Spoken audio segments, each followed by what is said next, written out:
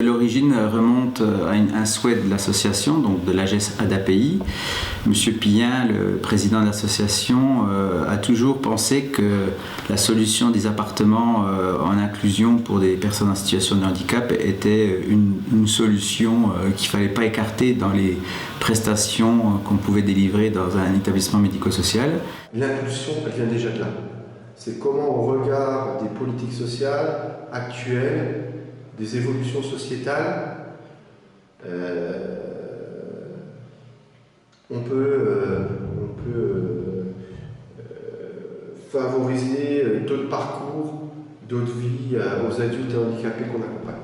Lors d'une entrevue avec Orvitis, le bailleur social qui est sur la région dijonnaise, Orvitis a dit qu'ils allaient réhabiliter des logements sur le site de Fontaine Française et sur ce site ils étaient capables de pouvoir nous louer 7 appartements inclusifs.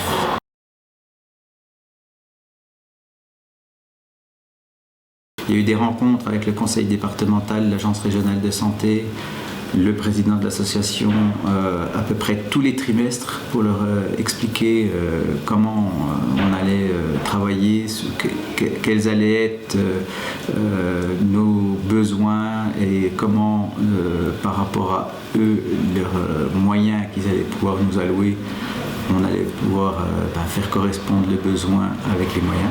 Au départ,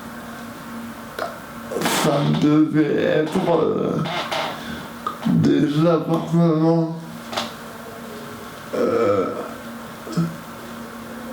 plus en lien avec le foyer. C'était un peu flou au départ et ça s'est précisé au fur et à mesure que ils ont eu les autorisations. Parallèlement, on a réalisé un gros travail avec l'ergothérapeute, l'ouvrier d'entretien, pour que les logements qui allaient être réhabilités le soient en conformité pour l'accueil de personnes en situation de handicap, mais physique. Derrière, en fait, on a un peu vu tout ce qui était aménagement, accessibilité, les critères d'inclusion aussi et d'exclusion.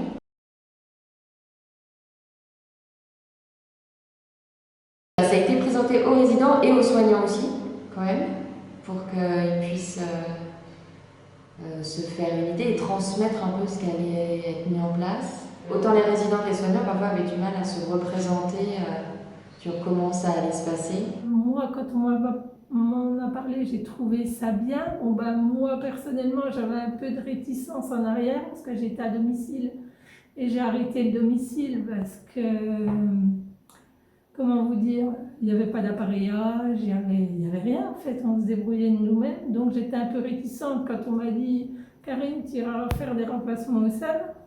On voyait des choses qui n'étaient pas finies. Alors je me dis comment ça va être. Je me suis posé des questions quand même. Monsieur Defoe, le directeur, nous a parlé et quelqu'un qui veut aller pour le dire, pour le demander un appartement. Quand les 13 personnes ont été intéressées, elles ont été invitées donc à une réunion et la réunion a eu comme thème pourquoi les appartements, quelles sont vos attentes en étant candidat pour les appartements. Et donc du coup, c'est eux qui se sont exprimés sur tous les enjeux et tout le côté positif qu'ils voyaient de pouvoir passer du foyer aux appartements. Très vite, avec les familles, les résidents, on a réinscrit dans les projets de vie des résidents qui le souhaitaient l'objectif d'une nouvelle orientation, qu'elle soit dans une section de personnes handicapées vieillissantes ou au sein d'un appartement thérapeutique.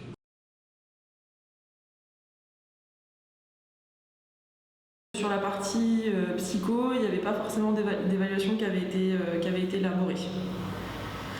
Donc j'avais pris l'initiative d'évaluer effectivement le fonctionnement cognitif, donc via des bilans neuropsychologiques complets. On a fait des évaluations sur les résidents qui s'étaient inscrits, on a fait des évaluations en situation de cuisine parce qu'on s'était dit que c'était une des situations qui pouvait mettre la personne en danger. Donc à voir comment elle pouvait gérer l'utilisation par exemple d'un four, d'un micro-ondes, d'une poêle et quels sont ses réflexes et est-ce qu'elle va bien adapter son comportement. On s'est assuré pour ceux qui avaient des fauteuils électriques que le déplacement sur l'extérieur serait sans danger, en toute sécurité. Donc on a mis en place avec l'ergothérapeute des parcours moteurs pour évaluer un petit peu quelles étaient les difficultés, où est-ce qu'il y avait des points forts puis des points faibles.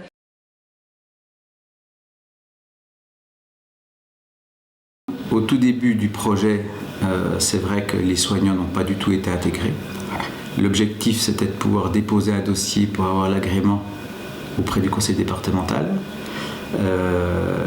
Puis, quand le dossier a été agréé, on a embauché une cadre mutualisée sur la MAPA et sur les appartements inclusifs et qui, elle, a repris tous les documents qui avaient été élaborés sans la présence des salariés et retravailler aux fiches de poste à l'adaptation du cadre théorique. Le premier travail, ça a été de les rencontrer et de déterminer les rôles en fait. Ensuite, on a co-construit la fiche de tâche du matin, de l'après-midi, du week-end, du matin et du week-end d'après-midi. Des différents horaires, parce qu'il y a 2 horaires. Et ensuite, on affine. Donc on a fait 1, 2, 3, 4, au moins 5 versions de fiches de tâches avec toute la montée en charge.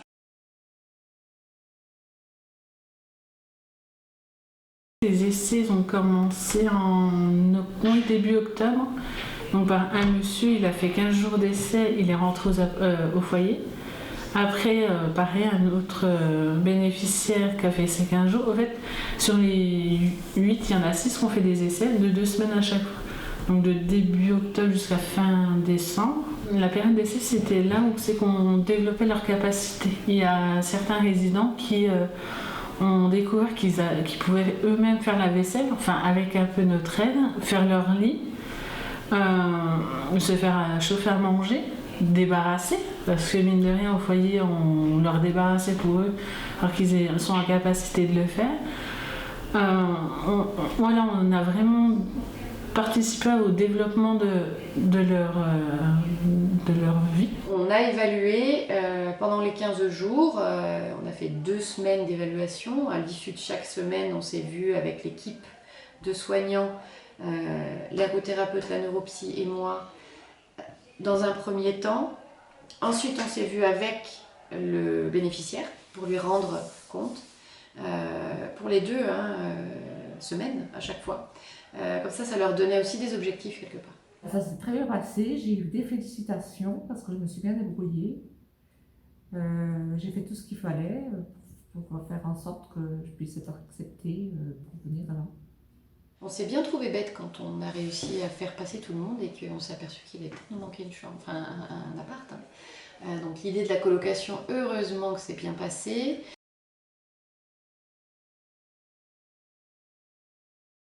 Le technicien qui a géré les déménagements, d'emmener les affaires, donc il y a les équipes soignantes qui ont fait le tri aussi avec les résidents sur ce qu'ils emmenaient, ce qu'ils n'emmenaient pas. Nous, on a été beaucoup sollicités pour les achats. Les achats pour l'aménagement des appartements, pour aussi s'assurer qu'ils aient suffisamment, s'il y avait besoin d'acheter du linge, d'acheter la vaisselle, tout ce qui serait nécessaire pour pouvoir aménager dans un premier temps. On a travaillé et aux appartements et au foyer, je dirais de mi-octobre jusqu'à fin décembre, jusqu'à ce que tous les résidents en fait intègrent leurs appartements. Vu qu'on avait 2 le matin, une était aux appartes et l'autre allait faire les 3 autres que 3 et 2 ou les 4 autres qui restaient au foyer. Et on se rejoignait aux appartements.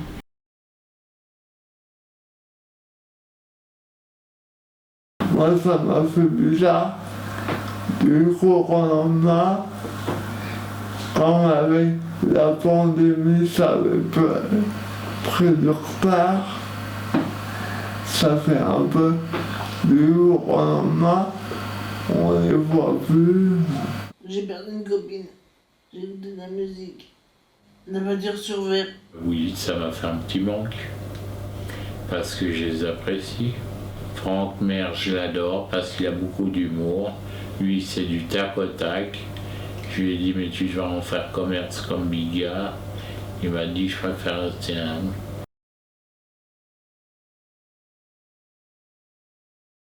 C'est vraiment super chouette ce qu'on a vécu, parce qu'on a vu des personnes changer sur le plan humain, relationnel. C'est carrément autre chose, là. Ils ont le sourire tout le temps, ils sont contents d'être chez eux en fait. C'est vraiment différent du foyer. Ils nous montrent qu'ils sont capables de faire de plus en plus de choses. Ce qui change, c'est que je fais ce que je veux. Si je veux sortir, je sors. Je ne suis pas tenue de demander si je peux sortir ou pas à l'infirmière. Je vais promener au village, je fais mes courses au marché. Qu'est-ce que je fais? Bah oui, je vais au bureau de tabac si j'ai envie d'aller jouer le loto. Je joue le loto. En fonction de mes besoins, mon argent, je fais attention.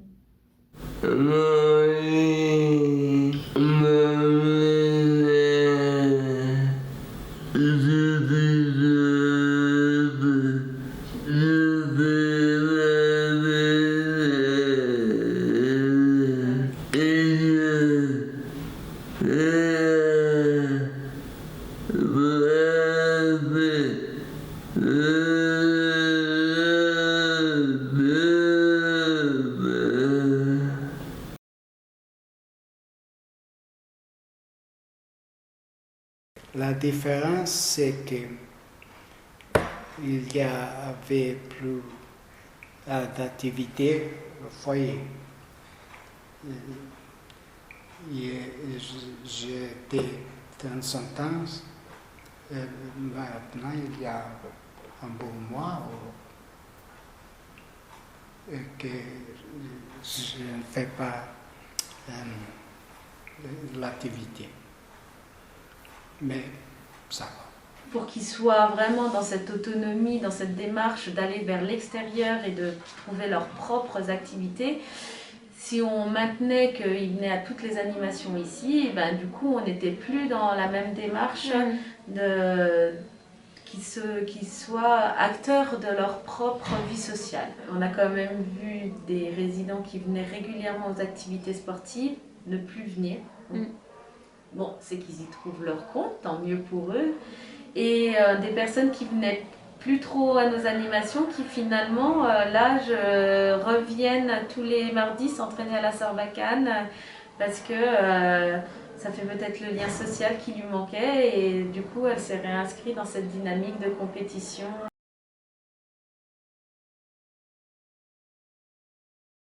Depuis qu'on est aux appartements, on est, on va dire, un peu plus libre. On n'a pas la direction, le cadre sur le dos, c'est pas méchant, mais faut qu'on pense à tout. Si par exemple on est en manque de protection, faut qu'on pense à faire le plein. Pareil pour les crèmes, pour tout ce qui est... enfin, absolument tout. On a plus de choix, de choses à faire. Maintenant qu'ils sont en appartement, on peut les accompagner pour tout ce qui est administratif, pour ce qui est l'achat des meubles. On les accompagne différemment. Sur le plan, j'essaie de faire court, sur le plan technique, il y a déjà eu du changement et du développement de compétences parce que du coup les filles, les équipes, elles ont compris qu'il fallait pas faire. Voilà, ça c'est déjà énorme. Ensuite sur le plan humain, je leur ai demandé de gommer l'ardoise. Il y a des passifs dans les relations soignant-soigné, parfois très très anciens. Parce qu'il y a des gens qui sont là et qui étaient depuis 30 ans là-bas. Après, il y a aussi le handicap, où on se dit, ah non, mais il peut rien faire. Comment vous le savez s'il peut rien faire? Vous avez essayé quand? Vous avez essayé quoi? Donc on a travaillé à tout ça. Développer les compétences des soignants, c'est passer par développer les compétences des personnes malades. Ce qui est sûr, c'est que de ce que j'entends depuis le début, c'est qu'ils sont bien. Je les trouve plus accessibles, je les trouve vraiment souriants, avec des idées de projet. En tout cas, il y en a peut-être deux que je trouvais éteints avant, probablement par le fait qu'ici c'est une plus grosse équipe et qui du coup se révèle un peu plus dans cette petite équipe. On se sent soutenu, on se sent épaulé, on se sent écouté. Elle nous pousse à donner le meilleur de nous-mêmes. On parle plus entre nous, ça aussi j'ai eu du mal parce qu'au foyer c'est vrai qu'on ne parle pas forcément avec sa collègue, on se complétait. Une qui faisait quelque chose, l'autre reprenait derrière. Que ici, moi c'est vrai qu'au début j'ai eu du mal parce que pas beaucoup de communication, j'avais pas l'habitude de dire à mon collègue j'ai fait ça, j'ai fait ça, j'ai fait ça, parce qu'au foyer, vu qu'on était tout le temps en binôme, ce que moi je faisais, ma collègue reprenait derrière, donc c'est vrai qu'on ne communiquait pas.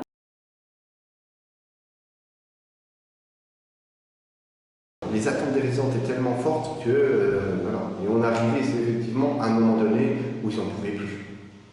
Ils n'en pouvaient plus, ça a tellement décalé en raison de la pandémie que l'échéance d'arriver, d'entrer, et voilà, et quand c'est des projets d'une vie, voilà. Donc on s'est retrouvé aussi à un moment donné, oui, dans une situation à devoir gérer des frustrations, des attentes, des mécontentements. Sur les dysfonctionnements principaux qu'on a pu avoir sur leurs droits et libertés, il y a ce dépassement de droits vraiment sur le droit à couper des soignants. Ils sont sur leur lieu de travail, on peut les joindre, ils ne sont pas sur leur lieu de travail, on ne les joint pas, en fait.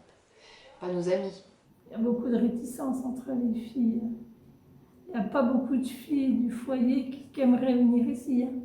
Moi, je dis que le bien qu'il y aurait eu, c'était de, par exemple, les filles du foyer, les faire tourner là aussi sur nos remplacements à nous quand on n'est pas là, au moins une journée qu'elles voient ce que c'est. Parce qu'elles ne connaissent pas du tout le procédé d'ici. Ce qui est sûr, c'est que la communication pourrait être améliorée. De quelle manière, quelles infos mieux communiquer, je sais pas, mais je pense que ça a pêché à un moment donné pour qu'il y ait peut-être des tensions un peu conflictuelles. En tout cas, c'est des choses par exemple qui n'avaient pas été du tout anticipées, ce conflit inter-équipe. Donc ce serait peut-être, pourquoi pas en amont, peut-être de ne pas scinder tout de suite ça de femmes.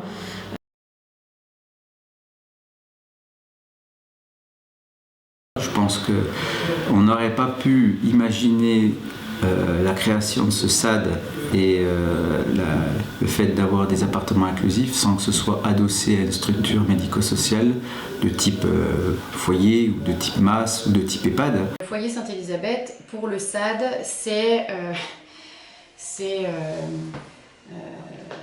l'établissement qui va permettre le fonctionnement en réalité du SAD. Parce qu'on est obligé de s'appuyer sur